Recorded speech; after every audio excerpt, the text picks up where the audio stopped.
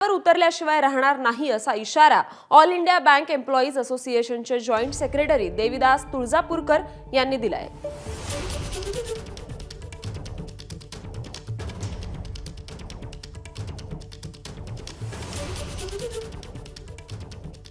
माझ्यासोबत all India bank employees association चे joint secretary आहेत देविदास तुळजापूरकर। आपण त्यांच्याशी बातचीत करूया। सर, कशा प्रकारे बघता आहे राज ठाकरेंनी हे जे आदेश दिलेले होते आणि त्यानंतर कुठेतरी नाराजी ही सगळ्या बँक कर्मचाऱ्यांमध्ये दिसते आहे मारहाणीवरनं? आता बँक अधिकाऱ्यांची नेमणूक ही ऑल इंडिया मेरिटवर केली जाते आणि त्यात मराठी माणूस अपेक्षेप्रत फिगर होत नाही। याला कारण महाराष्ट्रामध्ये बँक अधिकाऱ्यांच्या जागा भरत असताना जे आवश्यक ट्रेनिंग आहे ते इंटेन्सिव्ह ट्रेनिंग कुठल्याही कॉलेजमध्ये किंवा विद्यापीठात दिल्या जात नाही, इन्स्टिट्यूटमध्ये पण दिल्या जात नाही।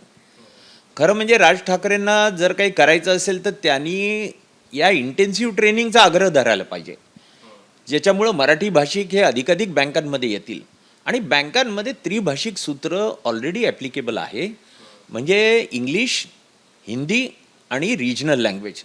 आता भारतामध्ये एकूण 22 ऑफिशियल लँग्वेजेस आहेत, म्हणून काय प्रत्येक बँक अधिकाऱ्याला 22 भाषा येतील असं काही अनिवार्य करता येऊ शकत नाही।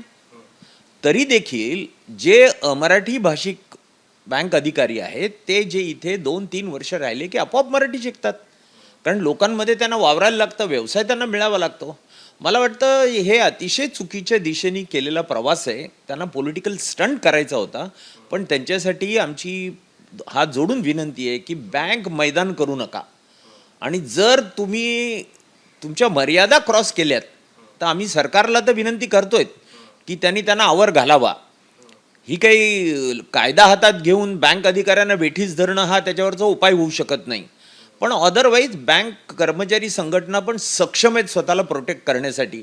वेळ आली तर आम्ही पण मैदानात उतरल्याशिवाय राहणार नाहीत। शेवटी रुपया आणि बँकिंग हे आमच्या बलबुतेवर चालतं आणि त्यात मराठी अमराठी असा भेद न करता आम्ही सगळे एकजुटीने ताबडतोब मैदानात उतरू।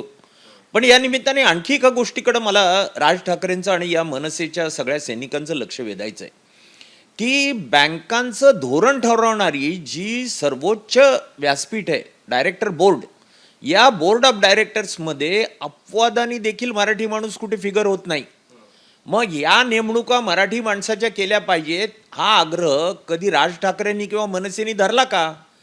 खरं म्हणजे असे आग्रह त्यांनी धरायला पाहिजेत। एबीपी माझा, उघडा डोळे बघा नीट।